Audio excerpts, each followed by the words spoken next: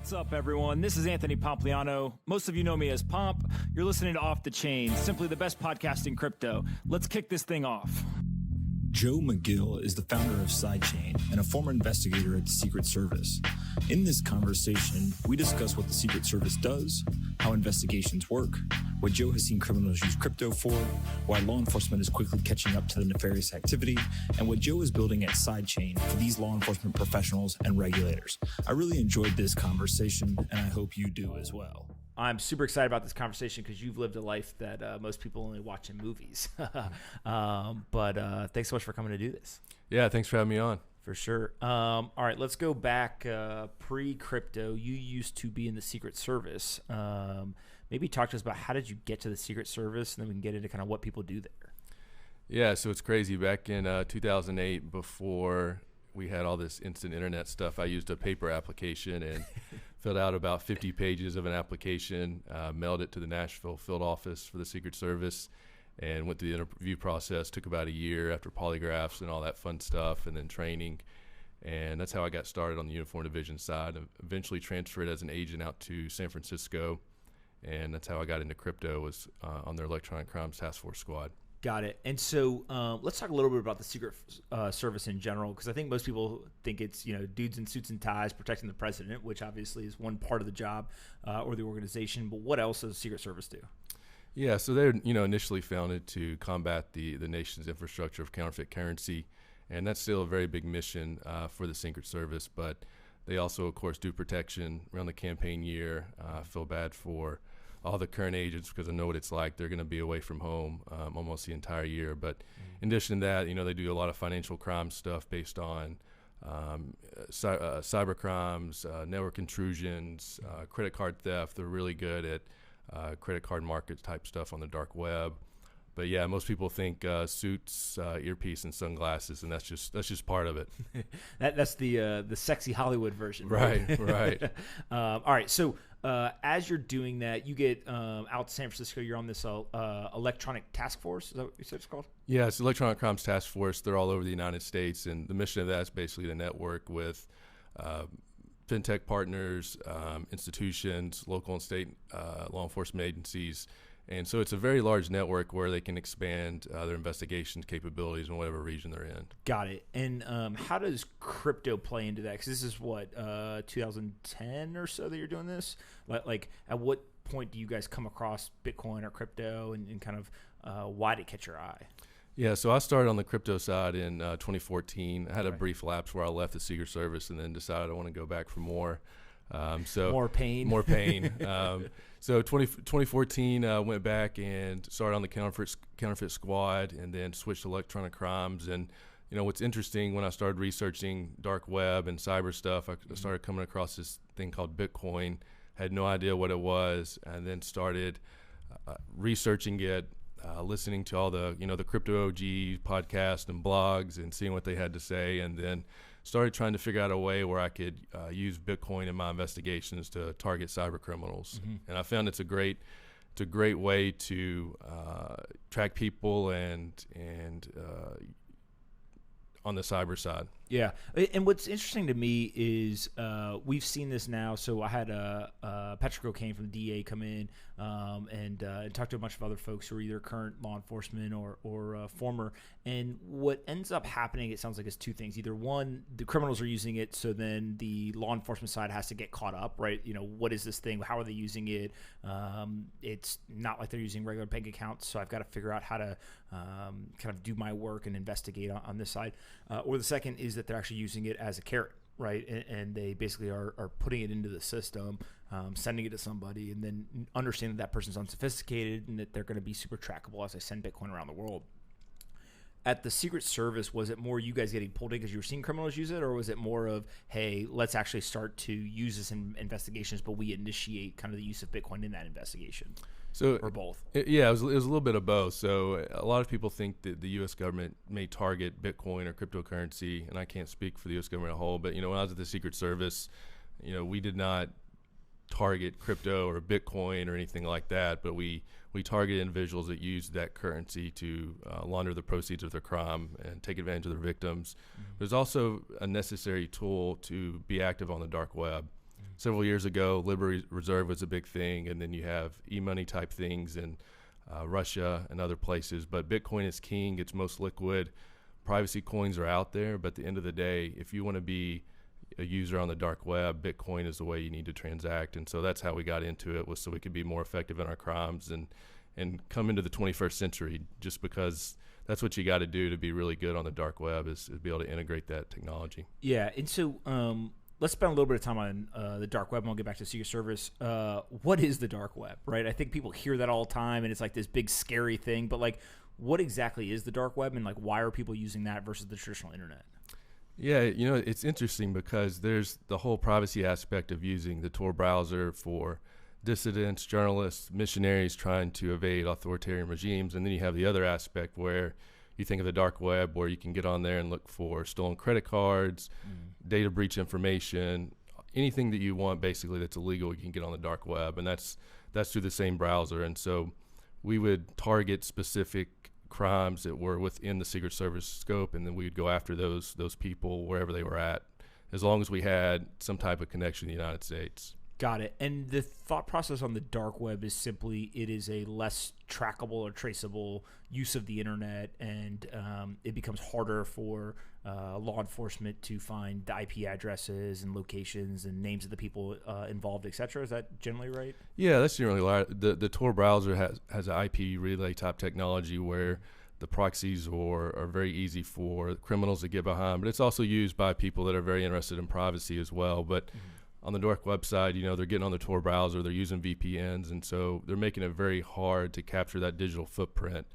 So when they use cryptocurrency, it's typically a good way for us to get an insight on where they're going, because you can look at a lot of the different things, such as wallet consolidation, different clusters, where they're going in and out of. And with crypto, you really only need to make one mistake, and then it makes it a lot easier for law enforcement to track it. Got it. Because really, and this is true, I think, of most law enforcement agencies, they're using money trail as a key component to the investigation, right? It's just follow the money, and that usually leads you to a lot of details that are important for the investigation.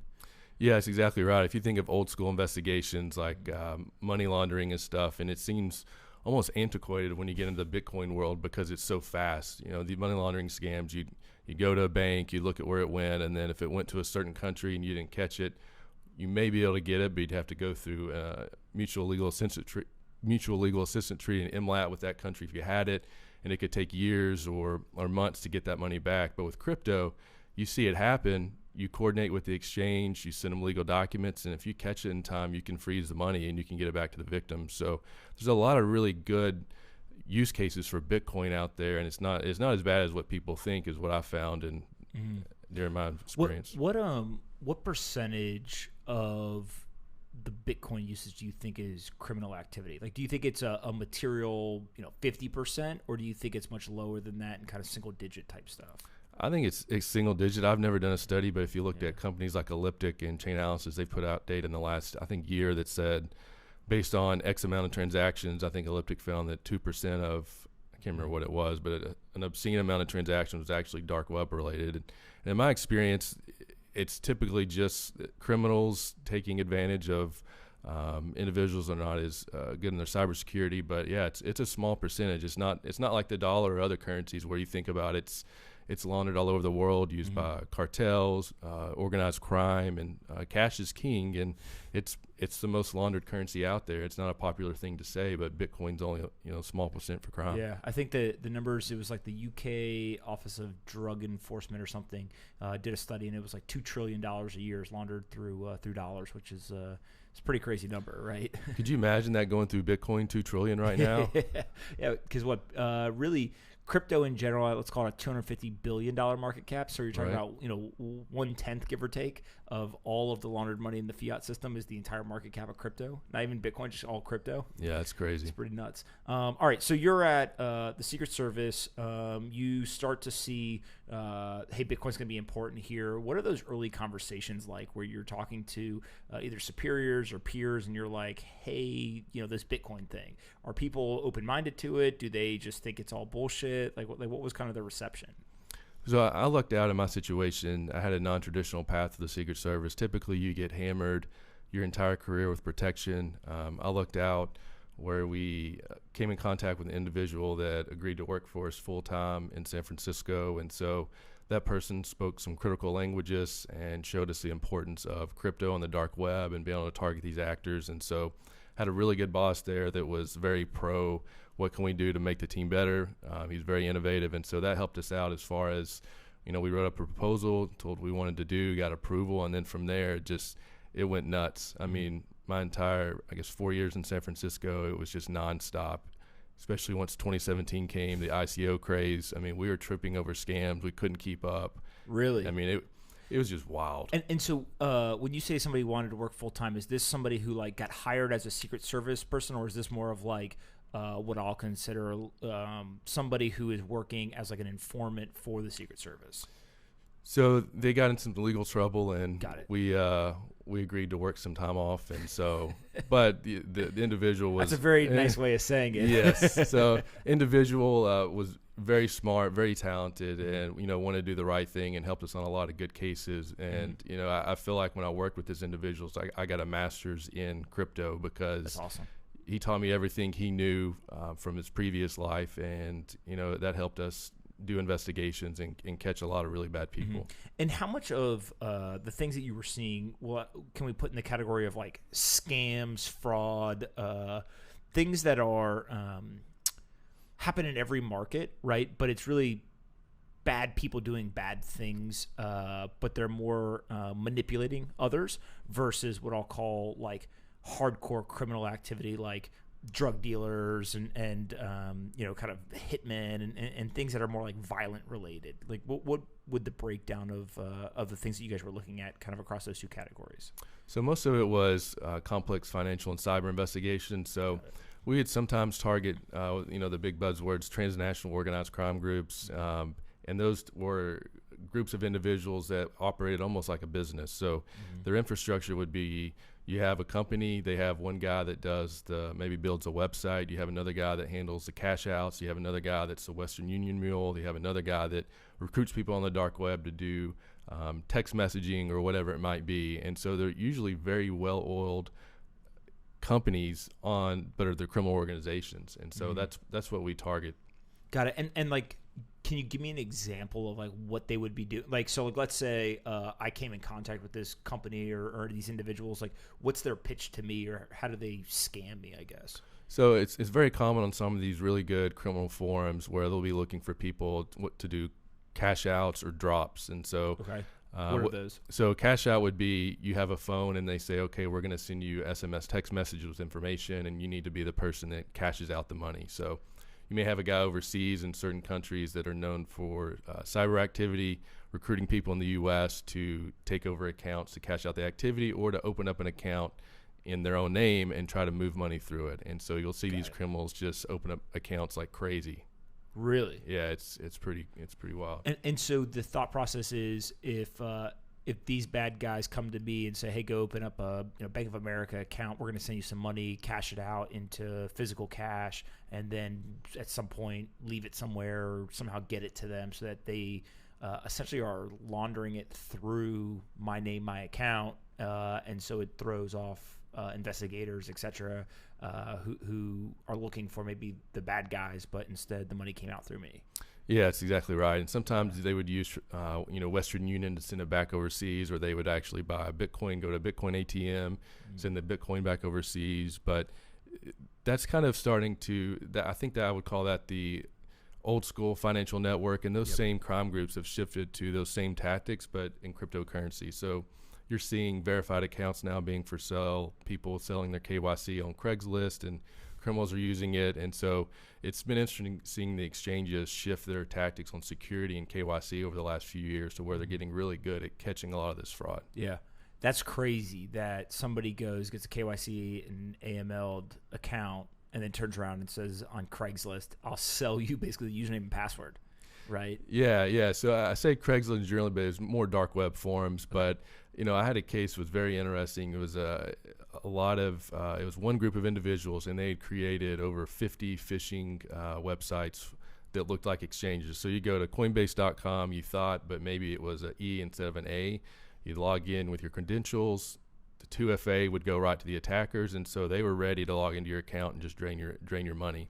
But when we started looking at some of the data and serving legal process, we started seeing the same individuals but photoshopping their faces.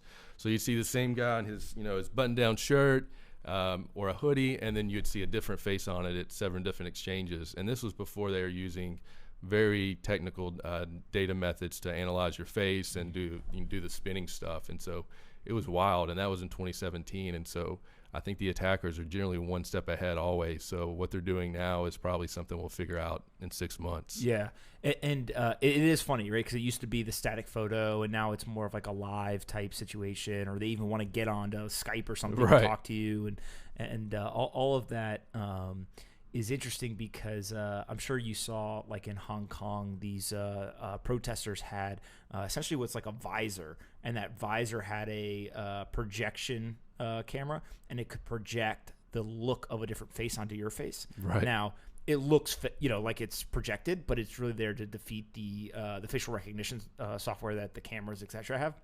Obviously, it wouldn't work if you're on Skype, etc. But it's funny how this technology is coming. Right? Yeah, it really is. And so as you're doing these investigations, like one of the things that's really interesting to me is like it's almost like a cyber war, right? Because the criminals are doing their stuff. You guys are sitting in San Francisco. You guys are doing your stuff, and you're trying to play a cat and mouse game online in this digital world, whether it's on the dark web or not. But how do you go from like that cyber kind of battle to, okay, now let's go get that person, right? Like at what point do you end up having kind of physical interaction or real world interaction with people? Is it on the point of arrest? Is it something before that where you're still kind of investigating and gathering information? Like how does that work? So it's really interesting in the cyber world. Usually you don't have interaction or contact with your targets unless you're doing some type of UC or op where you're trying to get to know the person. But nowadays you really can do everything online. So you can buy stolen credit cards from them, you can buy stolen Bitcoin from them. So, and if you think about your guest you had a while back from the DEA, and those guys are doing a lot of really cool in-person type things that I would never do on the cyber side, because it's a different type of crime. I can do it from my desk. I can be a keyboard warrior, so to speak, and track these guys down. And so basically your goal is to build up enough probable cause where you can, one, have enough information to indict the individual, and two, be able to fully identify the suspect. Got it. And then once you get the full identification, then you guys are kicking it over to like another agency to actually go pick them up, or like the local police department? Like how does that work? So it depends. If they're in the U.S., the Secret Service will do the arrest, and we'll partner maybe with other agencies. If it's international, it depends on if they're an ally, if they have an agreement, if they have an extradition treaty with us, then we may not even tell the government until we know somebody's traveling. So a lot of different factors go into play, because on the cyber world, typically the investigations are sensitive and they could be connected to organized crime that are, you just don't want to mess around with and notify you're looking at. Yeah. To me, it feels like, I'm personally fascinated with this idea that criminals continue to use new technology, right, to try to stay ahead of law enforcement, and then it gets matured, and kind of the criminals move on to the next thing, and then everyone else adopts that technology. Right? We saw this with beepers, cell phone, internet, all this kind of stuff. Bitcoin, crypto is no different, but the sophistication level of the criminal, right? In the beginning, one of the things that people forget is like during the Silk Road investigation, law enforcement literally was siphoning off some of the Bitcoin and then got caught, right? And so it was this belief of like, oh, no one will ever catch me because they don't understand this stuff. And then the law enforcement got up to speed and said, well, hold on a minute, you did something. But at the same time, the scams get better. Right, it's no longer just like, hey, here's a phishing website. Now it's something that's kind of more sophisticated. Do you see with the sophistication level them going to what I'll call more sophisticated cryptocurrencies from a privacy standpoint, so Monero, Zcash, etc., or is they still stuck on like where the liquidity is, either stable coins or Bitcoin or something like that? Yeah, it's a good question. So I mean, there are some markets where you can still use Monero to buy whatever you need, but in the day, Bitcoin is king because it's liquid. People love Bitcoin because you can there's a lot of good different off ramps. You can catch to fiat. There's OTC desk. You can Bitcoin is basically the primary go-to for cashing out and for your proceeds. Got it. And then let's talk a little bit about, so once you guys started doing the investigations, was there a change of pace inside of the Secret Service? Like when you're saying 2017, you felt like you guys were basically just tripping over scams, et cetera. Like how do you determine where do we focus our time and effort? Is it just what's the biggest scam, or is there some other kind of methodology? Yeah, so that was a challenge that we'd have a tough time with, because at the federal level you typically need some type of large loss to be able to take the case, or it has to be a pretty significant crime. For state and local sometimes it's different, but we tried to take cases federal as much as we could. But when 2017 hit and you saw a very large influx of new people to crypto, we started seeing a lot of the ICOs were being targeted. For instance, one case I saw, ICO got hacked, and I just picked up the phone and cold called the CEO. I figured out who it was and said, hey, we want to help you out this case. Send us what you got. We contacted the exchange. We got the money back for them. But that was just one example. Wow. Hackers were taking over their accounts, and then they were sending out an email and saying, hey, ICO is open. Here's the Ethereum address. Send all your money here. And then, of course, the FUD happened. Nobody wanted to double check the address. And so attackers were making out with millions of dollars by just inserting the wrong address, because maybe they didn't take the right steps on securing their emails or their Slack channels or whatever it may be. And so criminals were really exploiting that in 2017. That's crazy, right? The idea that basically they are impersonating the either CEO or the project and then sending out addresses, and people are just sending money, right? Bare asset, and if they have it, good luck. Yeah, it was great. And you think some of these companies were not doing basic things like, I always say, go to Have I Been Pawned all the time. See if your password's stuck in data breach, because if it has, then you need to change your password. You should regularly do that. But a lot of people are just missing out on a lot of the basic steps because they're so excited about their white paper, getting their project out. They had their own FUD probably because they wanted to make sure they beat the next project to market. And so a lot of people were missing out on basic security steps. Yeah. And I think if we fast forward to now, companies are doing a lot better in protecting their infrastructure and taking second steps to secure their companies. For sure. And so you've kind of continued down the rabbit hole, right? So you spent the time at the Secret Service. You've now transitioned to some other investigative work, but you're also building an application that essentially merges kind of your interest in crypto with your interest in kind of investigations and regulatory compliance, et cetera. Maybe talk to us a little bit about Sidechained and what the original idea was and kind of what you guys have built so far. Yeah, so CyChain started in June of this year, and I was actually in conversation with an executive of a crypto exchange, and he said, you got to find a way to get back in the crypto game. And I said, I'm in Memphis. How am I going to do that? There's not too much going on here. They have some really good blockchain projects and stuff, but compared to San Francisco where I was at, and he suggested I should just start a consulting company. And so within 2 weeks, had a website up. Was primarily just going to try to do crypto recovery, risk type consulting, and then I ran into my co-founder, who's now Jason Fisher, and we talked about down the road I like to build an app and some software, and then we decided to build an app that anybody can use to track crypto and determine if it's bad or if it's associated with the scam. And so we've taken the enterprise-grade tech approach to where we're using machine learning, criminal pattern behavior. We're looking at addresses that we know are bad, and we're combining that and giving a score for any user that puts in an address. Yep. And so you've shown me the product, right? And basically the way that my understanding of it works is I am about to do a transaction with somebody. They send me their wallet address. I can copy and paste that wallet address, put it into the system, and it will come back with a score as to like the risk, right? So either low risk, high risk, or somewhere in between. But then also it'll give me a bunch of information about past transactions, and I can kind of set alerts to get notifications when money's going in or out, et cetera. And it really seems to me like taking the publicly available information and using technology to better, one, locate it, two, kind of massage that data and then present it so that it's more human readable in some degree, right? Yeah, that's exactly right. So we're trying to create as much efficiency as we can inside the app, because it is an app. Nobody wants to do all the research on an app, right? So we're taking the most common used websites where people use as scams. We're plugging it so an individual hits scan. We're real-time searching those websites, trying to see if they're a result. One question I've got is what happens if the address has 0 transactions? That's common. I mean, bad guys are going to recycle their wallets, but I've also found that sometimes, usually, they don't always do that on the first try.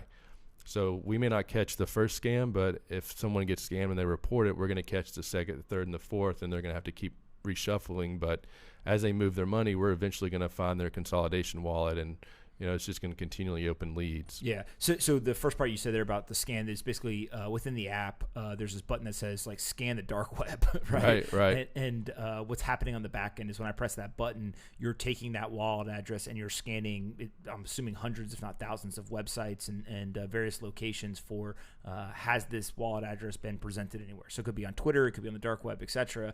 And really, again, it sounds like you're just trying to present as much information as possible so people can make an evaluation as to should I send money here or should I do business with whoever owns this wallet or not? Yeah, that's right. We just want individuals to have as much information as they can to make an informed decision. When I was in the Secret Service, they teach firearms, check twice. I'm sure you heard the same thing in the military. So I think when you send crypto, you've got to check twice. You got to make sure the address is going somewhere that you trust. Mm-hmm. And so we want to give users the most information they can have in their hand when they send crypto. And most people these days are using their phone with QR codes. You can use a QR code scan with their phone. Mm-hmm. So there's a lot of really good things, I think, from a consolidation standpoint that app users can do. And then we added the receive notifications, and I thought from a business perspective, if you have an account where you're constantly getting donations or you run a store, you don't need to constantly check your account. You can set up a notification through the app, and if money goes in or out, you're going to get a notification. Mm-hmm. And is the thought process here that individuals eventually kind of get educated and trained on the fact that check before you send, or does this eventually get kind of incorporated into the exchanges and kind of wallet providers, et cetera? Yeah, I think yes to both of those. I mean, my hope is that we can have an API ready for this first of the year where companies that have wallets for individuals can opt in and say, hey, would you like to use this API to check a risk score? Obviously there's a lot of liability that comes with that. We can't catch every address, but we can give you as much information as possible. So I think the opportunities on this side are pretty expansive when you look at the market. Mm-hmm. And then, we plan on having a enterprise grade product that will be coming out next year. But our focus right now is on the users because there's no one right now that has anything out there that's consolidating data to help them make a good decision. Yeah, and it feels like to me as you see the kind of digitization of whether it's national currencies or the kind of proliferation of like these stable coins, et cetera, all this technology becomes much more important, right? And I always go back to this idea of Bitcoin can be private if you know what you're doing, right? So the use of mixers and kind of all that stuff. But the stable coins and the digital dollars, et cetera, their promise is not privacy, right? Their promise is actually the exact opposite. Right. But of course, just like any monetary system, people are going to have these scams. People are going to do criminal stuff, et cetera. And so providing the tools to not necessarily prevent, but educate people so that they can take the actions to not participate in these, I think is really important. And frankly, people just don't think about that right now, right? How do you see that playing out, right, in terms of the government's looking and saying, hey, there is nefarious activity happening with Bitcoin or Monero or whatever. We want to digitize our currency. Does that play in at all, or what do you think they're thinking there? Yeah, I think it's interesting because I think before Libra had to testify, David Marcus from Facebook, the conversation was there, but it was not on a more national level. So now you have congressional and Senate committees looking at it, and I think the whole Libra launch was great for the industry because it made the people that need to talk about it. I mean, we heard the President of the United States mention Bitcoin. Who would have thought? Crazy, right? I mean, we heard the Secretary of Treasury mention Bitcoin. And so a lot of people saw that as bad because maybe it wasn't in a positive light, but I saw that as good because eventually they're going to start talking to people that handle this type of stuff. They're going to talk to their Secret Service guys. They're going to talk to the FBI. They're going to talk to the Treasury. And they're going to say, okay, what's the deal with this? Is it bad? Do criminals use it? The answer to that's going to be, yeah, criminals use it, but it's a small percentage. It actually has great technology behind it, and the underlying protocols could really make things more efficient. So I think the digitized dollar is a really fascinating thing, and it could be really a really timely thing. And I think if you take a step back from a geopolitical perspective, right after the Libra thing, you see China say, hey, we're pro blockchain. We want to be innovative. We're going to create all these programs for you. And then all of a sudden it's, well, that's not exactly happening. I think that was maybe a shot to the bow of the United States to say, well, while you're hamming up Libra, we're over here trying to be innovative. And so it's very interesting. I think that we could see not necessarily an arms race, but a digitized dollar race across governments to try to be the first to do it. It's like the space race. Yeah, right? It literally becomes I call it the great currency race, right? Which is like who's going to be the first to digitize, and it's about accessibility, right? So certain people can't get access to dollars or the yen or whatever. If somebody's able to get them access, because now I only need an internet connection, pretty big deal. But then you don't just see it in the U.S. and China, right? You see the French central bank said they're going to start testing this in Q1, right, with kind of select partners. The ECB is now talking about like, oh, the stablecoin thing, we're going to have a plan there, right? Right. Say, okay. A fun fact that I did not know until recently, Christine Lagarde, who's the president of the ECB, if you Google her name and look on her Wikipedia page, she's listed as a politician and lawyer. Really? So it says, president of the ECB right. and politician, lawyer, whatever. And so it's just as funny to me that like politicians are determining monetary policy, right? And so I think that there's this idea of technology intersecting with monetary policy or central bank activity, but the ramifications of that are quite serious, I think, for the everyday person. Also, law enforcement has to stay on top of this, right? Regulators have to stay on top of this, et cetera. So it's not just do we do it or do we not? It's do we do it, and then what's the impact of all of this? Right. As you're thinking through kind of the regulatory technology that gets built and CyChain, et cetera, where are the areas in that you think people are not yet building but are going to become important over the next couple of years? Well, I think if you look at some of the movements in the crypto space since Bitcoin's come out, 2017 was the big ICO craze where, everybody's launching on Ethereum. Now, fast forward, the big, I think 2018 was stable coins and all that. 2019 towards the end has been the decentralized finance movement into 2020. And so I think that's going to be a really big push to where crypto starts becoming more mainstream because a lot of the governments are looking at this now. You think of Crypto Valley in Switzerland. I mean, they're really big in this space. They have a lot of, I think, over 1,000 blockchain companies there. They have a lot of good banking systems, obviously. So I think we're going to see this decentralized finance movement really move the industry another step forward. And so I think a lot of good things are to come. And we're still early, I think, in Bitcoin and in the technology. For sure. And speaking of technology, I want to throw a couple things out at you and get clarification, having you sat in that kind of law enforcement seat. So the first thing I hear is the privacy coins are trackable, right? So Zcash, Monero, et cetera. What was kind of the efficacy from the law enforcement side of those what are deemed privacy coins, but are they actually private, or how did you guys think about those? So for Zcash, for instance, you look at Gemini and Coinbase listed them pretty early, and it's because they had the non-shielded version of Zcash. So they have your non-privacy layer and your privacy layer. And I think I'm just guessing they did that so they could be regulator friendly because you can turn it on and off. Monero is a whole different ball game. I mean, it's a very interesting project. They're so decentralized that even when they had I think some malware inserted in their website, they said, well, we can't fix it. We're decentralized. We're going to get to it. And I was really shocked to hear that, but they're very decentralized. So on the same side, I wasn't. So, they're very true to their thought on that. But the whole privacy coins are going to be very interesting because from a Bitcoin perspective, if we look at and say, okay, if we see some type of adoption down the road where it's probably going to be a while in the United States, but other countries that have inflation issues where their currency continues to be devalued and they need something that's more stable. Well, if you're in a country like that and you're running a storefront that's a bodega or something, the government should know how much business you're doing on a daily basis. So by default, the privacy layer on Bitcoin's not there, but you have other coins that they are. So I think it's going to be interesting to see how the government looks at that in the future going forward, because privacy is important. It should be by default. There's the reason we have the Fourth Amendment and these things, that the government shouldn't just be able to look at everything. They should have to have a reason to do so. It's really important point. And having been in the military, right, a lot of my friends have gone into law enforcement in various capacities, federal organizations, or even defense contractors, et cetera. And I think a lot of people believe, because we live in this world of like the Patriot Act and kind of Senator or Congressman Warren Davidson recently said on the podcast, we basically empowered the banks to become spies on their customers. Right, and kind of all this information that now is maybe encroaching on some of those liberal or individual liberties and freedoms. the people who are participating in this, right, who are working at the law enforcement agencies, who work in the military, et cetera, they actually believe in the individual freedoms and liberties more than most, right? Because they've seen kind of the other side of it. And so this idea that having worked at the Secret Service and seen what happens when you're doing investigations, et cetera, the privacy of financial transactions is still important to you, right? Like you still think it's like this core tenet of like, it should be the default.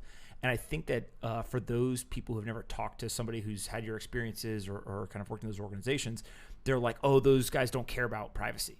It's like, no, actually it's the exact opposite, right? They usually care really, really deeply about privacy as a default because they've seen kind of the other side of the coin, if you will.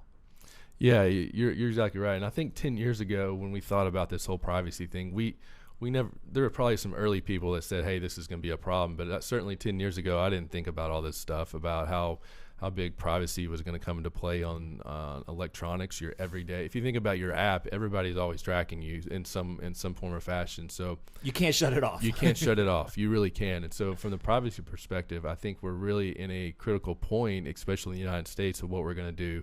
You've got these backdoor encryption laws that are coming forward. You've got all these other challenges where, we're looking at countries that have authoritarian type regimes that they need these type of technologies so they can evade some pretty ridiculous things.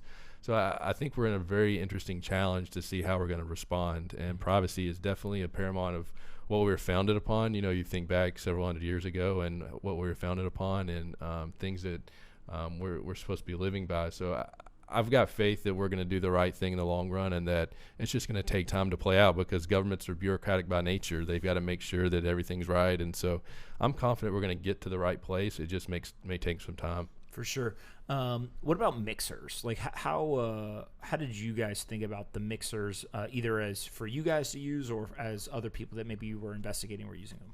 Yeah, I think we have a conversation before we started. My first experience with the mixer is I sent some undercover funds to the wrong mixer and got scammed myself. But, mixers are interesting because, I've seen the tactics on how they mix funds on the dark web change as law enforcement changes their technology and catch up. So, mixers, I'm very pro a technology that's private. You shouldn't have to do all these extra steps. And so I think for me, having to use a mixer to try to hide my transactions is just too much effort. Mm-hmm.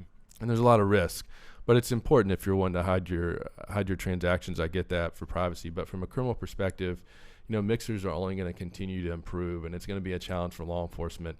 They're not looking for the Pomps out there that are trying to, just live their own life and not tell everybody how much Bitcoin they have or how much they don't have in my case. And when you look at these criminals, law enforcement are going to continually have a challenge to catch up to that technology. Mm-hmm. And I think that's the biggest question mark, because when you think about the worst crimes like the child predators, the terrorist attacks, we have the pendulum swift. After 9/11, it was super aggressive. And then we came back a little bit. Then there's another attack. Pendulum went right back. Mm-hmm. At the Boston bombings, pendulum swift again. And so I think we constantly have that in the U.S., but right now, the focus on privacy is just at a point where, there's a lot of people, rightfully so, in the crypto space that are very nervous. Yeah. Well, and part of this, I think, is I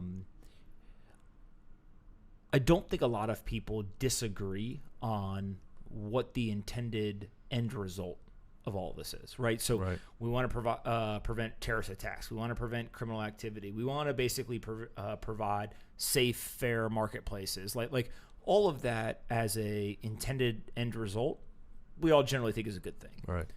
Where the discrepancies happen or the disagreements is how do we get there, right? And there's a balance between making it not impossible for law enforcement and also not violating the freedoms and rights and privacy of everyone. And I recently read Edward Snowden's book, Permanent Record, and it was fascinating to hear how some of the systems work, how he thought about building the systems and then flipping around on the other side and basically being so anti them that he ends up whistleblowing, etc. And the thing I took away from all of it is humans are interacting with technology that they don't understand, and therefore they don't even understand the data, right, and the violations of the privacy because they don't realize the data is being created. and you see this every once in a while. There's always like every year there's like a Business Insider article that goes viral all over again. That's like Google Maps is tracking you, right? And people are like, wait, what do you mean, right? And it's like, here's how to turn it off. and it cracks me up because every year there's like a 2-week period where like the article goes viral, right? And it's like, hey guys, it's not just Google Maps. It's also Apple Maps and Facebook and every single app you have on your phone is usually persistently using location or other kind of data collection to better target ads, blah, blah, blah, whatever. The part to me that feels like it won't change is at some point there's that trade-off between privacy and convenience, right? And like that is a very blurred line. Yeah. That I think most people will pick convenience over the privacy because they don't understand the privacy. And having sat in your seat, it'd be interesting to hear your thoughts on like how should people think about that, right? And maybe there's even things that you do that kind of enhance your privacy that either change the convenience or don't. Yeah, so I mean, for passwords, for instance, my passwords are obnoxious. I just write them down. I have them stored somewhere, and I don't use common passwords. And I think that's one thing you got to start from your very basic cyber hygiene is use a very good password. Don't use I love basketball or Bitcoin for life or 1 and then 90 days Bitcoin for life or 2 or. So I think I say that because we see that so often in a lot of these data breaches, the password. Bitcoin 4 is with the number 4, right? Not spelled out. Yeah, just yeah. making sure. Right, yeah. So if Joe, change your passwords, man. Change it fast. Yeah, so I think if we look at the password perspective, that's something you've always got to do. When you connect to public Wi-Fi, I say don't. Hotspot from your phone if you can, or if you're going to use public Wi-Fi, always use a VPN. Always use a VPN. So what goes on there when you connect to the public Wi-Fi? Like, what are some of the big concerns? Yeah, so you never know if the Wi-Fi you're connecting to is maybe just a fake access point where an individual. So you could be at a Starbucks cafe and it could say Starbucks 1, and really it's your buddy Joe over there collecting all of your information. They're looking at traffic. So you have tools out there in public Wi-Fi where I can sit down there and I can view all the traffic going in and out, and then I can start organizing an attack. And so looking at the traffic on a public Wi-Fi is a very easy way to identify people you want to target. And in that case, so let's say, I think most people would say, all right, I'm not going to use my credit card on public Wi-Fi, right? So I'm not going to buy something online. But that's only one piece of it, right? It's basically if you logged into your email, they see your password, right? Or get your username or credentials to a service or that type of stuff that it's worried about? Or is there even more kind of nuanced pieces of information that these people are looking for other than just username, passwords, and different service credentials? Yeah, I think username and passwords are probably the biggest ones out there, because typically if you catch one password, you've caught all their accounts, because it's just a common thing. Like you say, convenience is no one wants to have a different password for every service. I understand it. But if you're going to do that, which is not a good idea, what are you going to do as a second layer? Do you have two-factor authentication? If you do, don't make it text messaging. Let's use 2FA, right? There's also external keys. Google Titan has a great key that you can use for your email. And there's been times where I've been traveling, I didn't have my Titan, and I got logged out, and I was stuck. That's not good. So you've got to think about these challenges and build a balanced risk approach. You'll love this. So I recently got a phone switched out, and I couldn't remember the password to my email. Right. And it was logged in on one device, and that one device, I was literally waking up every morning like, God, please don't get me logged out because I can't get in. And I eventually remembered what the password was. But as I went through it, I spent a whole basically 2 weeks, I think it was, without email on my phone. And during that 2-week period, multiple times I would go and like, I think I remember the password, right? And I was scared that I was going to lock myself out, right? Because I'm trying to figure out what it is. But when you have that, or you have 2FA on your phone and you don't have your phone with you, you can't get in, etc. You got to get comfortable understanding like it's working. Yeah, you're right. right. Like that's not an inconvenience. It's actually the security works. Right. And I think that again, people. They want the convenience. Yeah, they do. The security and privacy ends up being really, really important, especially in crypto. Oh, yeah, definitely. Right.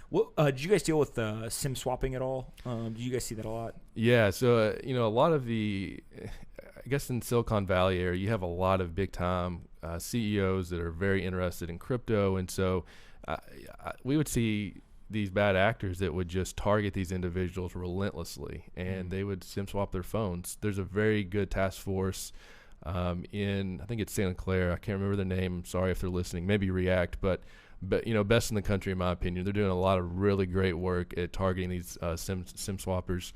But it's one of those things. You can set up a 15-character password. You can tell AT&T to ask a question, who's my favorite podcaster, and have the answer be Monero.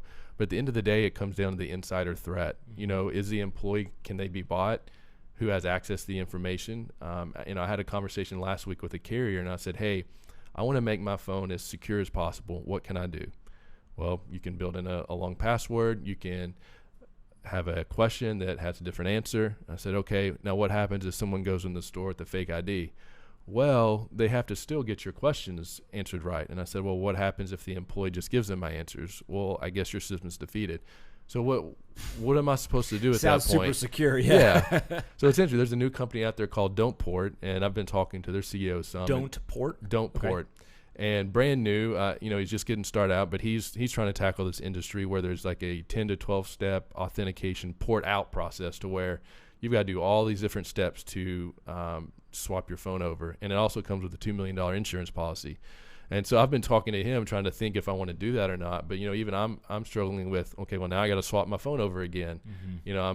I hate going through all that stuff, even if it's a different SIM swap. But the other thing that's interesting on the SIM swap side is over the last 5 to 7 years, that's how attackers in these traditional financial crimes would take over accounts, because banks still use text messaging for 2FA. So this is not new. It's just new because everyone in crypto talks about it. Well, and it's new because in the sense of there's bearer assets now. Yeah. Right? If somebody got my Wells Fargo account and transferred some money out, it sucked, but I called the bank. It was like, hey, idiots, right? Yeah. So I just stole some money from Right. me. They would usually fix it pretty quickly. And so, kind of defeated the purpose of the criminal activity, or there was the incentives were lower.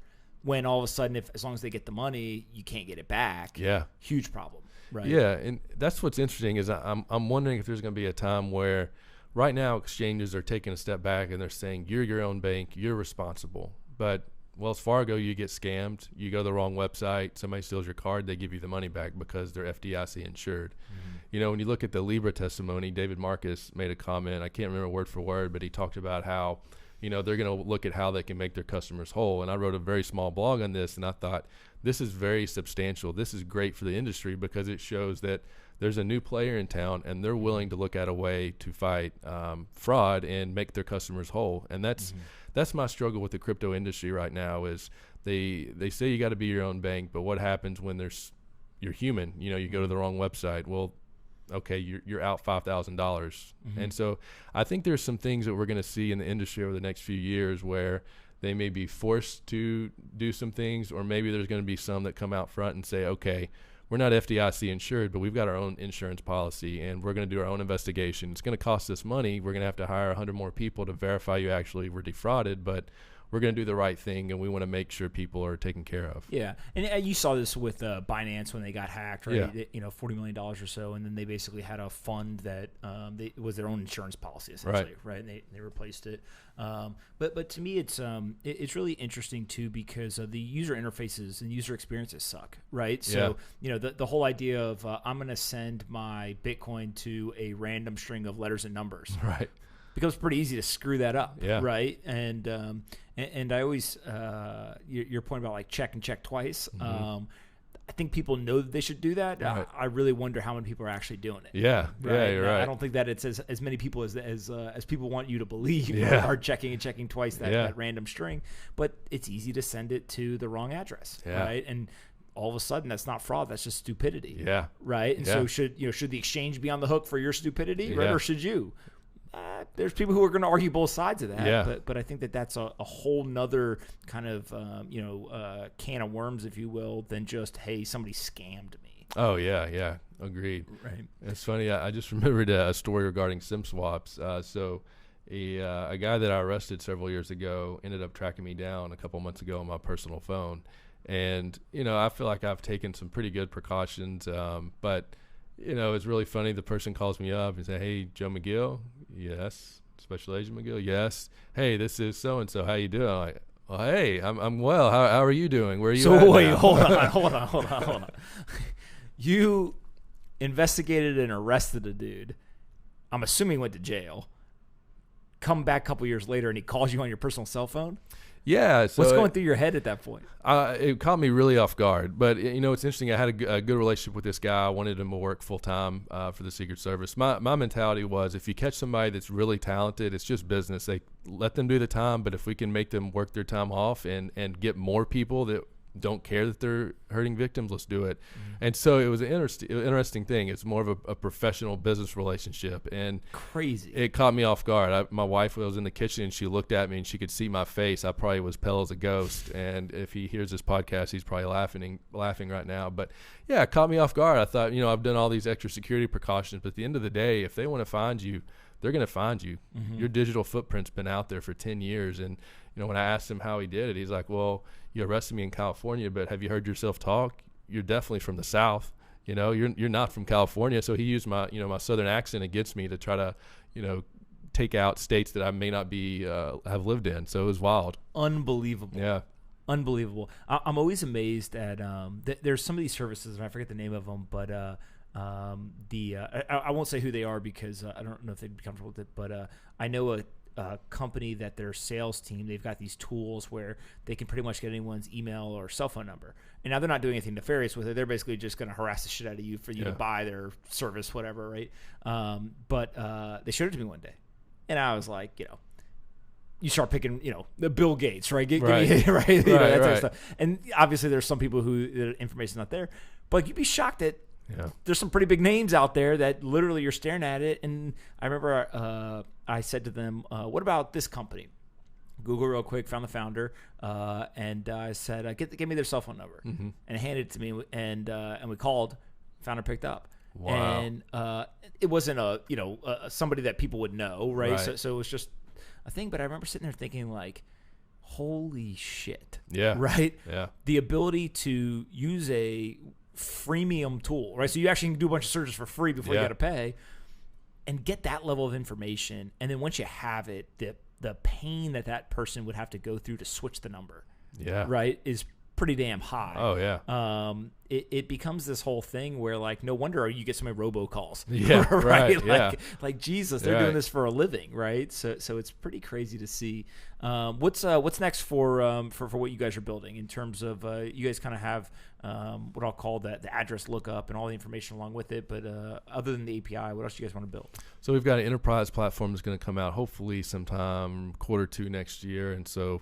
We're hoping to get into the race with all the other big guys. They're 5 years and about $100 million ahead, and they've been collecting data for a while. But the industry's huge, and so I'm confident we can get in there. And so I'm hoping to take things I learned at the Secret Service and the wish list of things I wanted in these tools and talking to other people, and then build into this platform. Mm-hmm. And so we're going to use that to hopefully help financial institutions and law enforcement be compliant and identify criminals, and so that's the next step after the app's out, and so I'm really excited about that. Awesome. That sounds great. Before I wrap up, I always ask rapid fire questions. What's the most important company in crypto other than your own? Most important company in crypto. Wow, that's an interesting one. I would say, a lot of people look to the big exchanges in the United States. I don't want to publicly name one of them because I don't want to act like I'm endorsing one. But, there's exchanges in the United States that I think are going to really usher the way that we deal with regulation, because they're trying to operate within the lines instead of outside the lines and then get, slapped and then recorrect. So I think there's a couple companies in the U.S., in San Francisco, and then here in New York, they're going to really make this mainstream and do a lot of good things. There's one in New York who's got fucking ads running around saying crypto needs rules. Yeah, you're right. So you may be onto one of those that I'm not officially naming, but yeah, I think those type of companies are really gonna do a lot of good things for the space. Cool. One of my favorite questions to ask people, and I'm really interested in your answer, is what's the one regulation or law you would change or improve if you could? Oh, I got one. So a few years ago, there was a bill introduced that cryptocurrency transactions under $600 would not be taxed. Mm-hmm. I just bought a coffee downstairs, a Blue Bottle. It's been about a 12-month drought, and if I would have used crypto, I would have had to pay capital gains tax on that. And so I would love to see a bill that comes out that says, hey, any transaction under this amount, there's no capital gains tax. And I think that's going to help people, the common sense bell go off, like guys like Mark Cuban you talked about, like why would anybody want to use crypto when they're going to get taxed on a cup of coffee? Why am I going to buy a house for $1 million if I'm going to have to pay capital gains tax? Or why do I want to get paid in crypto if I'm going to get federal income tax and then capital gains tax for paying my rent? So let's get a bill out there, and let's get some people that have money to get lobbyists, and let's get a bill out there that helps people use crypto on a daily basis. For sure. No, it makes sense. What is the most important book you've ever read? I would say the Bible. That's the most important book for sure. Impacted my life early on. It's a foundation on which I operate in my faith. So yeah, definitely the Bible. I've said this before on the podcast. I'm shocked at how few times that book comes up. And I don't know if it's. I've always wondered: is it because people are like embarrassed, right? And they don't want to talk about religion and their beliefs, etc., or is it just becoming less popular, right? And it might be a little bit of both. But that question specifically, I would think the Bible comes up more than it does, and it just doesn't. Yeah, well, I think it's interesting. You look at the last 15 years. It's the faith of which this country was founded on has been on a decline. It's not a popular thing right now, and so faith is a big part of my life, and I'm not afraid to talk about it at all. The people who believe are usually not. Yeah, that's right. Right. What about aliens? Believer, non-believer, going from God to aliens? Yeah. So when I saw this a few months ago, you're posting that podcast. Like, man, that guy. I mean, he's got everything out there. That is awesome. I don't know. It terrifies me because you see these, these videos from, I think the Navy released some videos, and there's these objects, and man, it terrifies me. I don't know. So you're already going down the path of, I don't know if we want the aliens to come here. Right. Yeah, exactly. Yeah, you're right. Yeah. If you listen to some of these guys, I'm going to forget their names now, but these guys who basically, there's people who argue like aliens, like you would think, Independence Day type stuff where it's like, little green slimy guy, right? Mm-hmm. Okay, maybe not, whatever. But then there's people who basically say, no, I have, or I saw, or I learned about this thing that has properties we can't explain. Mm-hmm. So whether it's you see the Navy pilots talking about, the way that something moved, right? And they're just like, there's no way something can go from 0 to 150 miles an hour like that with no propulsion, blah, blah, whatever. Okay. Or you talk to these guys who now have come out who's supposedly worked at Area 51, and they're like, look, we basically had flying saucers that could do things that we couldn't explain, and the physics. Or you've got a guy like Tom DeLonge, who actually was the Blink-182 guy, who's like, hey, man, I got a rock. The rock has things that people can't explain, like it's aliens. Right. And it's funny, right? Like, I'm literally laughing about it. But also there's like, wait a minute, why can't we explain what that is? Yeah, right? Yeah. And it's more science-driven, like experimentation. That to me is super interesting because it's like, there was a point where we couldn't explain gravity or, whatever, and then we learned that stuff. But we know we aren't here alone in the sense of like, there's the Earth and there's other stuff. Well, if there's other stuff, like at some point, is there intelligent life? It's scary. Yeah, it's scary to think about, right? Yeah, and the part that gets me is we always forget how far this stuff is. Yeah. Right? Like, we see Elon launch these rockets, and we're like, man, that thing went pretty fast. Right. And then it's like, by the way, if you got in that rocket, you wouldn't make it to Mars before you died.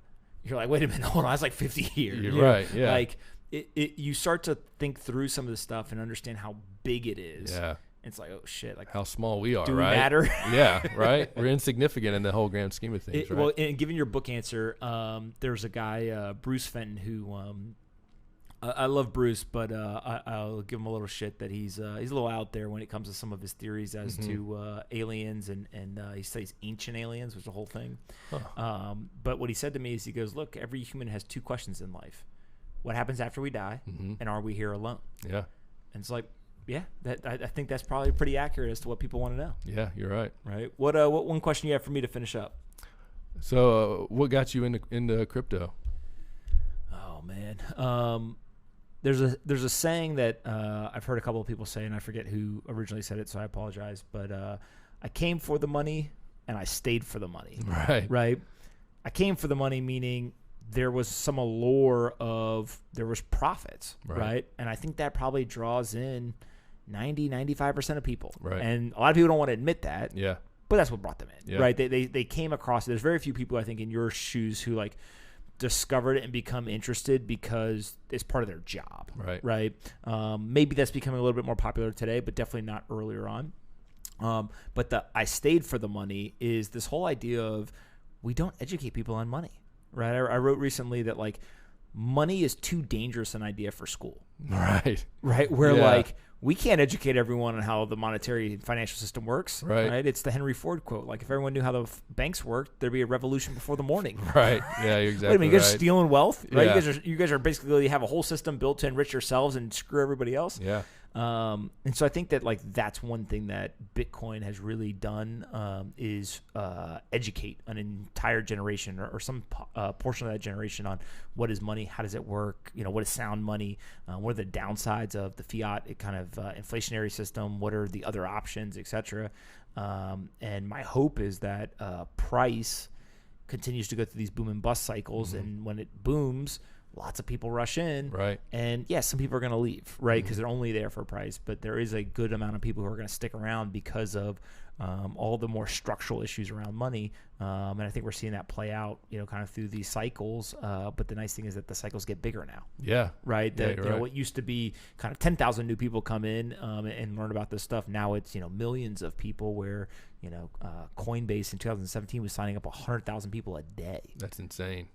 Like what? How's that even possible, right? Yeah. It's just and to me it's crazy in the sense of like price drives that, right? Price drives word of mouth drives the virality drives traffic, the traffic signs up, right, which drives price, which and it's like this self-fulfilling thing, but like that's how markets work. Yeah.